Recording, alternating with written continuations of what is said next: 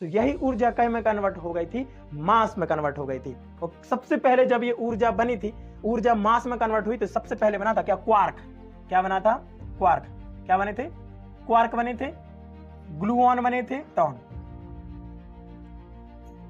जब ऊर्जा ठंडी हुई ना, तो वो कै में कन्वर्ट हो गई थी? क्वार्क में ठंडी हो गई थी, ग्लूऑन में और लेप्टॉन में। ग्लूऑन है। देखो भैया, जो क्वार्क होते हैं, क्वार्क से ही प्रोटॉन और न्यूट्रॉन बने हैं। कोई आपसे कहे कि हम कैसे बने, तो कहना परमाणुओं से मिलकर बने। परमाणु कैसे मिलकर बना, तो कहना इलेक्ट्रॉन, प्रोटॉन और न्यूट्रॉन से मिलकर बने। कोई कहे कि इलेक्ट्रॉन, प्रोटॉन, न्यूट्रॉन कैसे बन गए, तो कह देना क्वार्क, ग्लूऑन और लेप्टॉन से मिलकर बने।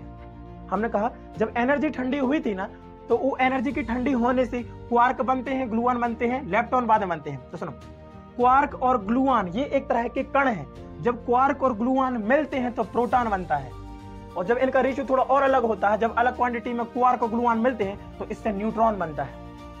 यानी कि प्रोटॉन न्यूट्रॉन फंडामेंटल पार्टिकल नहीं है, इनके मम्मी पापा असल में क्वार्क और ग्लूऑन है। अब आपने एक चीज सुनी, ग्लू यानी चिपकाने वाली गोंद। ये चिपकाने वाली गोंद जो ग्लू होती है, इसका नाम आया कहां से? ये आया है बिग बैंग थ्योरी से।